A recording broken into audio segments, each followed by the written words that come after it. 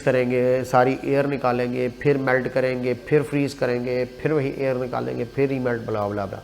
हमने एक सिंपल सा मेथड का नाम याद रख लेना है जिसके थ्रू जो है वो वेपर प्रेशर मेजर किया जाता है। मैं यूएचएस पढ़ा रहा हूँ, मैं एफएससी नहीं सिखा रहा, वरना एफएससी होती है उसको डिटेल में बताता हूँ। बॉइलिंग पॉइंट सिखाता हूँ, ग्राफ सिखाता हूँ और फिर उसके बाद चंद एक क्वेश्चन आपके साथ डिस्कस करता हूँ। एक ऐसा टेम्परेचर, अब यहाँ पर भी बड़ी अंडरस्टैंड करने वाली बात है। बॉइलिंग पॉइंट खुले बर्तन में भी बॉइलिंग हो सकती है, बंद बर्तन में भी बॉइलिंग हो सकती है। आपने ऑब्जर्व किया हो, पानी को बॉईल करना हो तो आप लोग खुले बर्तन में अगर पानी को बॉईल करने बैठे तो ज़्यादा टाइम लगता है, बंद बर्तन के अंदर बॉइलिंग स्टार्ट करें तो ज़्यादा कम टाइम लगता है। अब आपको आज ये भी मैं बड़े मज़े से ट्रिक्स के साथ जो है वो सिखाता हूँ, अपनी अम्मी को समझा सकते हैं। अम्मी आपको पता है खुले बर्तन में पानी जल्दी बॉयल क्यों नहीं होता? अम्मी ने कह रहा है रहने दे, मैंने पता है क्यों नहीं होता, तो हमें 4 लेक्चर की सुन रहा है, 4 वीडियोस की देख ली हैं तो मैंने गल्ला करना शुरू हो गई हैं। तो बेटे अम्मी की इस बात को आप कैसे रिलेट कर सकते हैं? अम्मी को कहना अम्मी 1 मिनट रुके, 1 मिनट रुके, 1 मिनट रुके, यस, ये देखें, ये रहा लेक्चर जिसमें बताया सर ने कि खाना जल्दी प्रेशर कुकर में क्यों पकता है।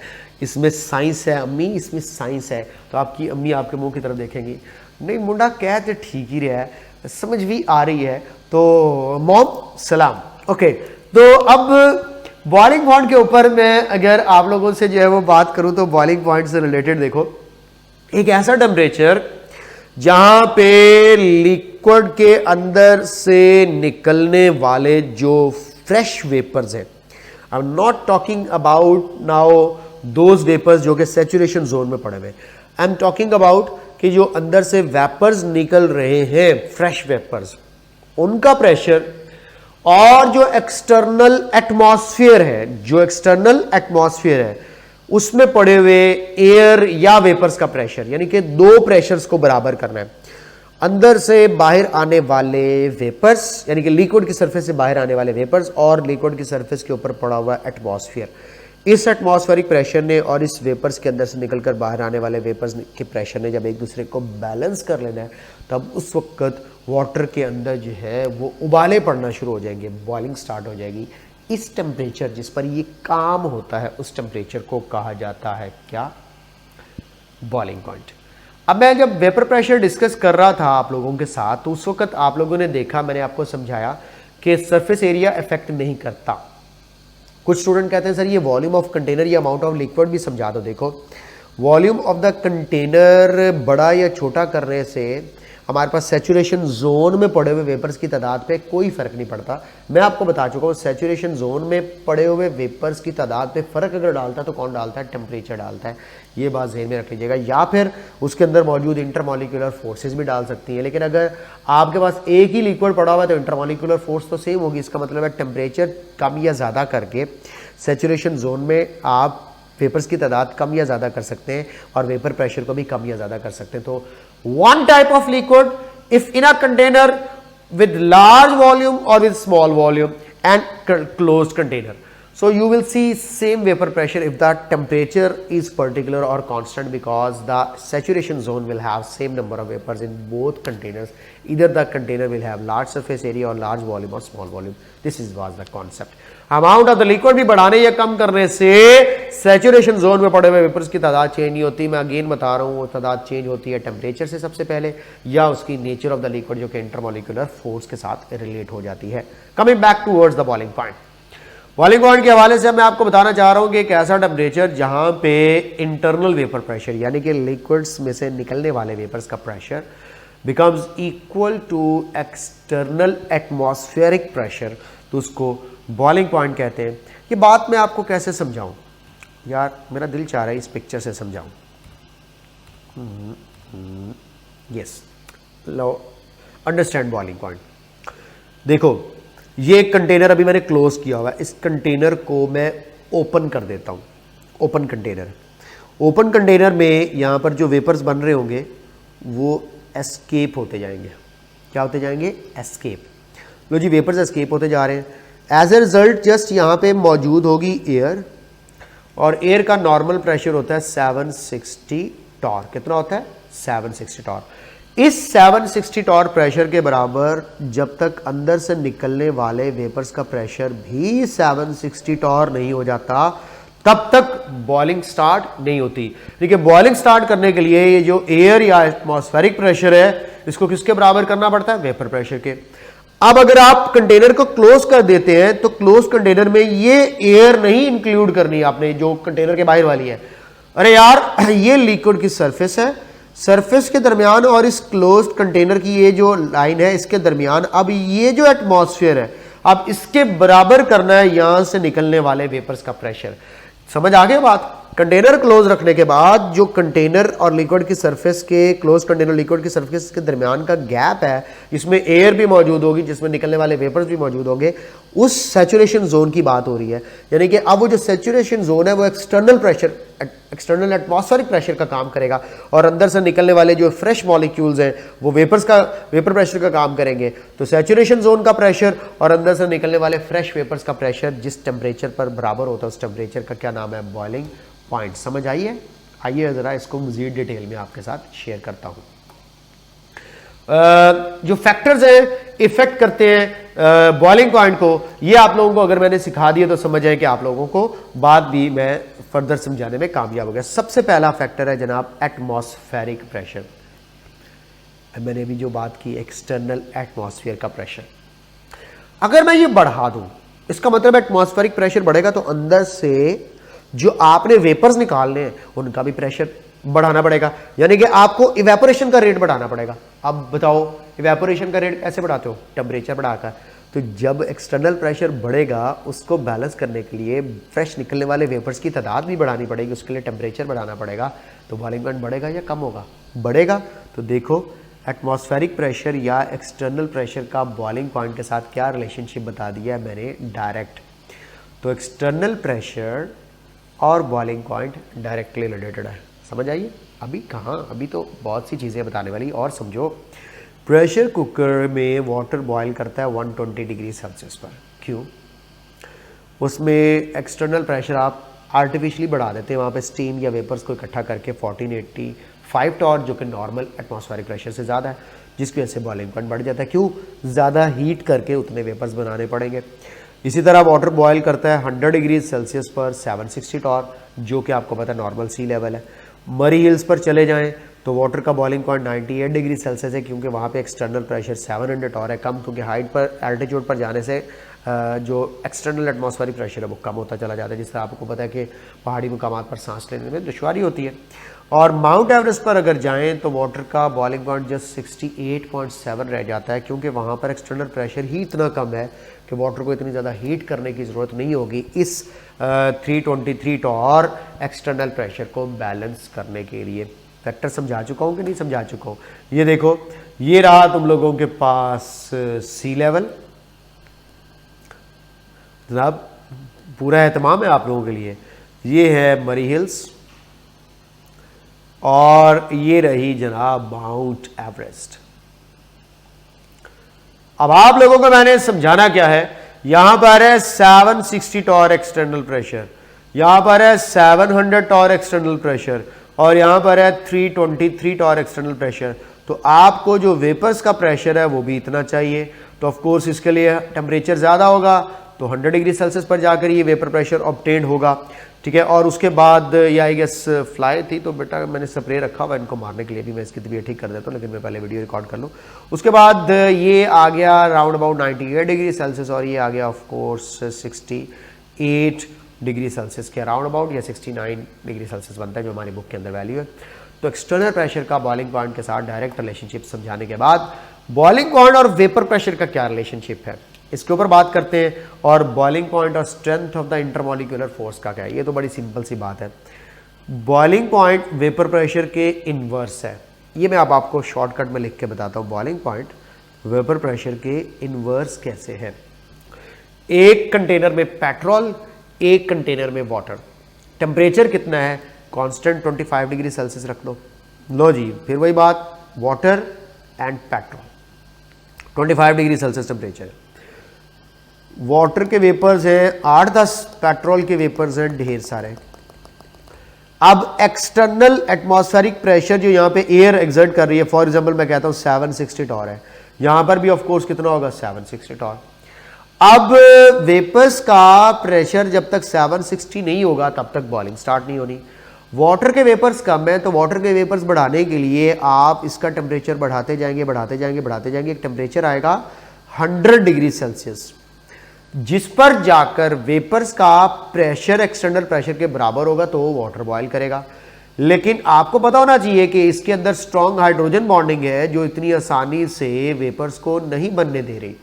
यहां पर मैं 25 डिग्री सेल्सियस से जैसे 30 डिग्री सेल्सियस तक जाऊंगा तो मैं देखूंगा यहां पे ढेर लग जाएगा वेपर्स का, क्योंकि इसमें वीक लंडन डिस्पर्शन फोर्स है। इस ढेर का मतलब है कि वेपर्स का प्रेशर 30 डिग्री सेल्सियस पर ही 760 टॉर हो गया, जिस पर एक्सटर्नल प्रेशर बैलेंस होकर बॉइलिंग स्टार्ट होगी। अब देखो ये हाई वेपर प्रेशर था तो इसका बॉइलिंग पॉइंट लो है, ये लो वेपर प्रेशर शो कर रहा था तो इसका बॉइलिंग पॉइंट हाई है। तो वेपर प्रेशर ज्यादा होने पर एक्सटर्नल प्रेशर जल्दी बैलेंस्ड हो जाता है और बॉइलिंग भी जल्दी स्टार्ट हो जाती है। तो बॉइलिंग पॉइंट का वेपर प्रेशर के साथ क्या रिलेशनशिप बना, इनवर्स।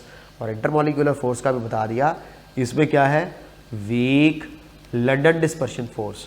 जब फोर्सेस वीक हो तो बॉइलिंग पॉइंट कम, जब फोर्सेस स्ट्रॉन्ग हो तो बॉइलिंग पॉइंट ज़्यादा। तो बॉइलिंग पॉइंट का strength of the intermolecular forces से क्या रिलेशनशिप बना, डायरेक्ट 3 बताए हैं, एटमॉस्फेरिक प्रेशर से डायरेक्ट, इंटरमॉलिक्यूलर फोर्सेस से डायरेक्ट, लेकिन वेपर प्रेशर के साथ इनवर्स। क्वेश्चंस की प्रैक्टिस करते हुए ग्राफ की तरफ वापस जाऊंगा। प्रेशर कुकर में खाना जल्दी पकता है, एप्लीकेशन है आपको पता है क्यों, क्योंकि इसमें बॉइलिंग पॉइंट वाटर का बढ़ जाता है। वाटर तो देर से बॉयल होगा लेकिन खाना जल्दी पकेगा। रीजन क्या है कि उसके अंदर हीट कंटेंट ज्यादा होते हैं।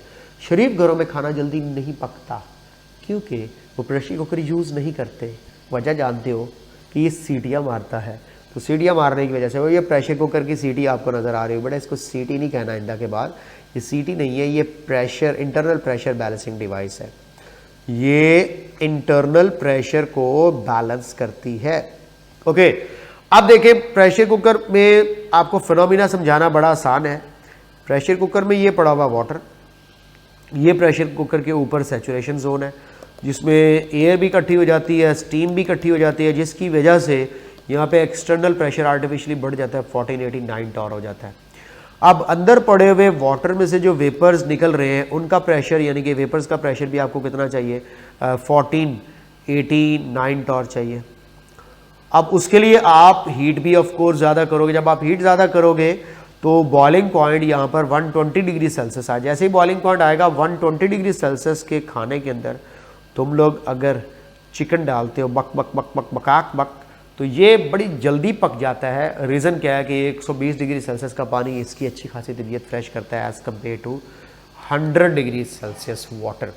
तो मज़ेदार बात आपको बताऊं कि water boils early in which area of Pakistan, water इनमें से पाकिस्तान के कौन से एरिया में जल्दी बॉयल होगा।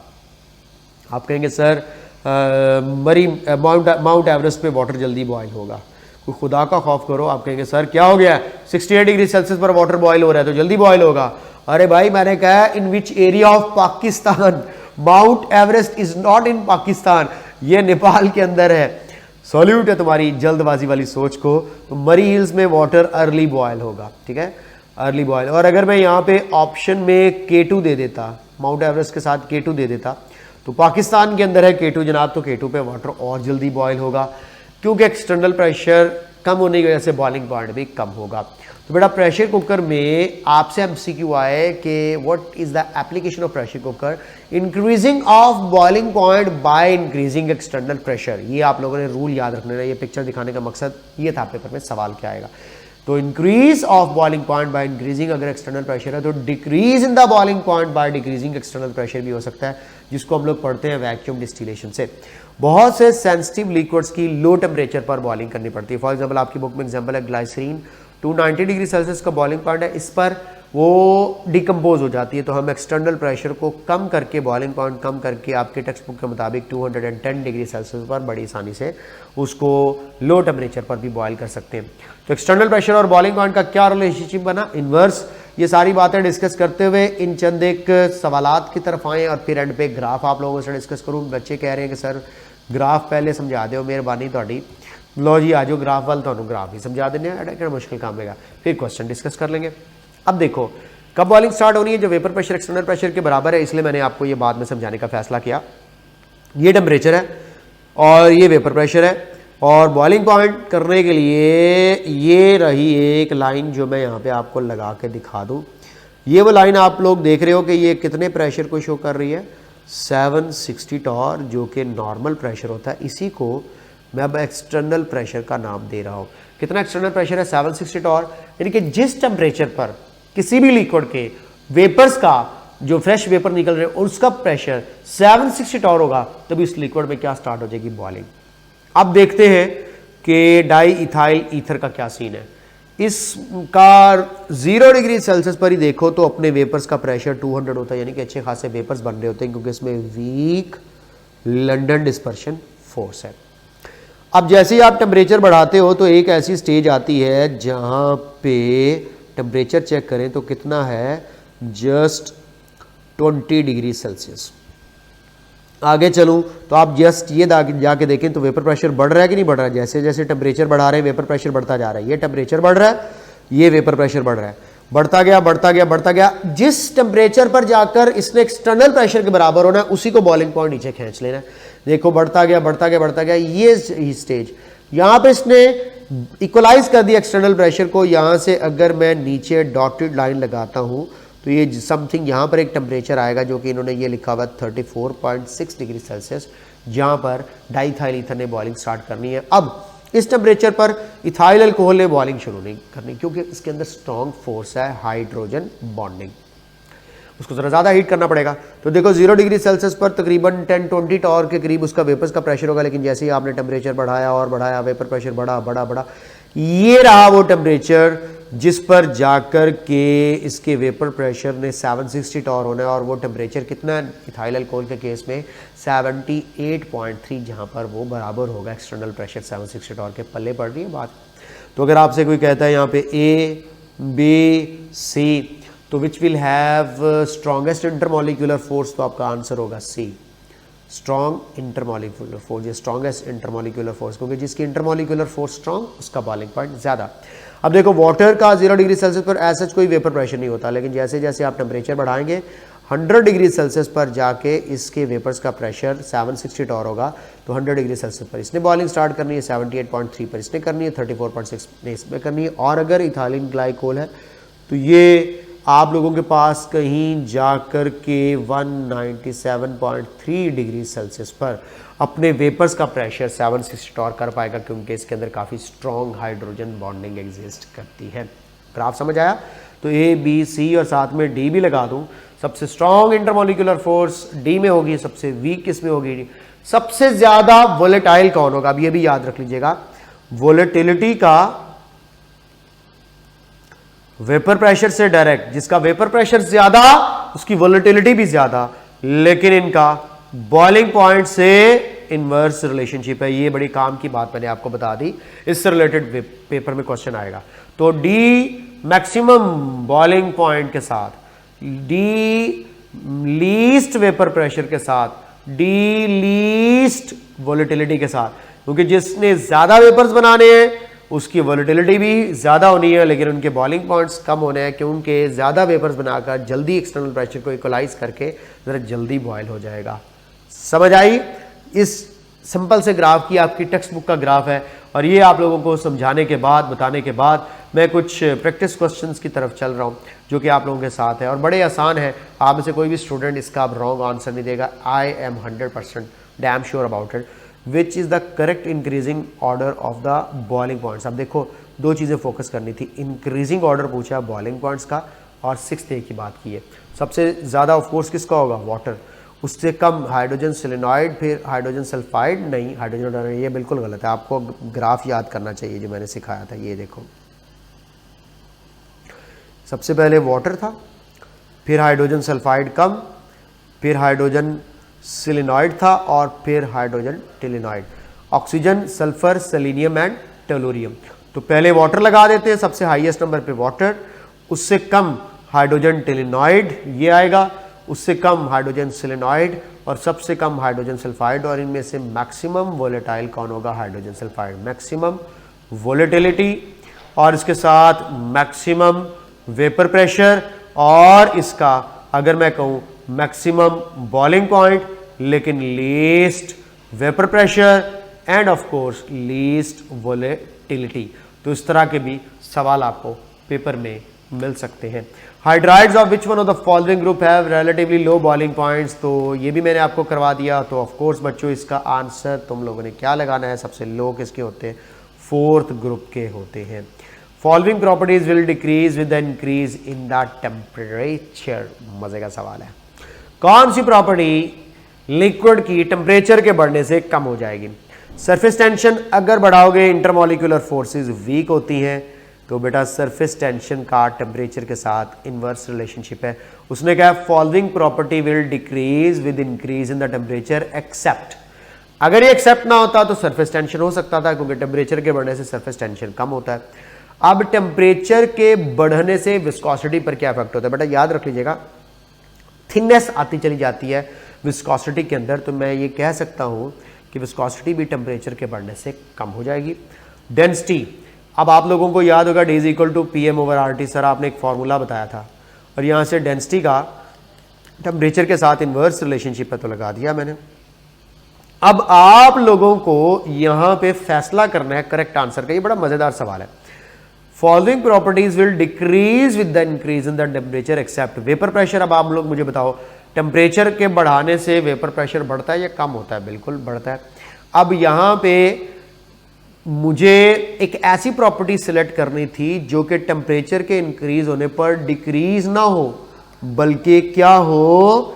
इंक्रीज हो, यानी कि उसका टेम्परेचर के साथ डायरेक्ट रिलेशनशिप हो। सरफेस टेंशन भी कम होती है, विस्कोसिटी भी कम होती है, थिननेस आती चली जाती है, डेंसिटी भी कम होती है, क्योंकि टेम्परेचर के साथ इनवर्स है, लेकिन वेपर प्रेशर और टेम्परेचर का डायरेक्ट है। तो ऑफ कोर्स वेपर प्रेशर बढ़ जाएगा टेम्परेचर के बढ़ने से। तो ये एक्सेप्ट की बेस पर आंसर क्या बन रहा है? डेल्टा। समझ आइए बात?